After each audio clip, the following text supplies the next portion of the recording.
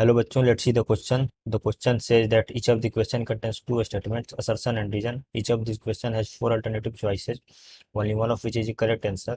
You have to select one of the codes from A, B, C, D given below. यहाँ पर ये दिया हुआ है कि यहाँ पर दो स्टेटमेंट दिए गए हैं, एक असर्शन है, दूसरा रीजन है। यहाँ पर असर्शन दिया हुआ है, दूसरा रीजन दिया हुआ है। इन दोनों ऑप्शन के रिगार्डिंग चार ऑप्शन है, ठीक है। इन चारों में से कोई एक सही है जो कि हम लोग को चूज करना है, ठीक है। तो ये चारों ऑप्शन हम लोग देख लेते हैं क्या क्या है। ऑप्शन नंबर ए में है assertion is correct, reason is correct. Reason is a correct explanation of assertion, मतलब असर्शन भी सही है, रीजन भी सही है, रीजन उसका करेक्ट एक्सप्लेनेशन है। Option B, assertion is correct, reason is correct and reason is not a correct explanation for assertion. Assertion सही है, रीजन सही है, लेकिन रीजन उसका करेक्ट एक्सप्लेनेशन नहीं है।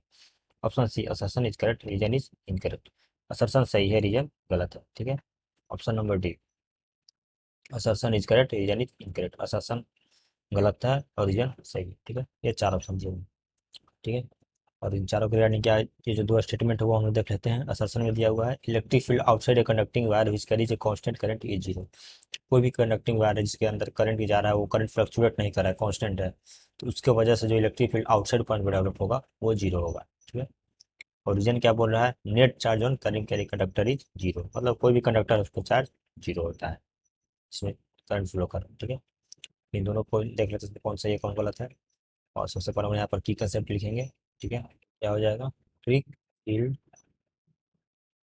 Due two charges any external point is, ठीक है। यहाँ पर दो होता है, एक मान लीजिए कि प्लस चार्ज क्यू है और एक जो है माइनस चार्ज क्यू है, ठीक है।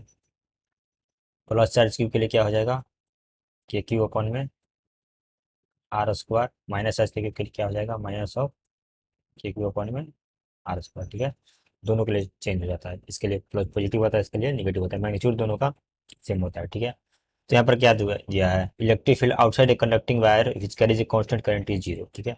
तो मान लीजिए कोई कंडक्टिंग वायर लेते हैं, ठीक है, इस तरह से एक कंडक्टिंग वायर है, इसके अंदर करंट मान लीजिए डायरेक्शन में करंट ये आई है। तो इसके बाद इलेक्ट्रिक फील्ड हम लोग को निकालना है। तो इसमें क्या है, दो चार्जेस हैं, पॉजिटिव है और निगेटिव भी है। एक यहाँ पर निगेटिव चार्ज है जो कि फ्लो कर रहा है, और एक इसमें पॉजिटिव चार्ज है जो कि वहाँ पर कांस्टेंट रखा हुआ है, ठीक है। इस पॉजिटिव चार्ज के बाद इलेक्ट्रिक फील्ड किसी भी पॉइंट पर, मान लीजिए पॉइंट जो कि आर डिस्टेंस पर है, इसके लिए क्या हो जाएगा, प्लस ई हो जाएगा, ठीक है। लेकिन ये जो निगेटिव चार्ज है उसके लिए क्या होगा, सेम मैग्नीट्यूड का माइनस ई हो जाएगा, ठीक है। तो यहाँ पर नेट चार्ज क्या हो जाएगा, net electric field, net electric field is zero, ठीक है।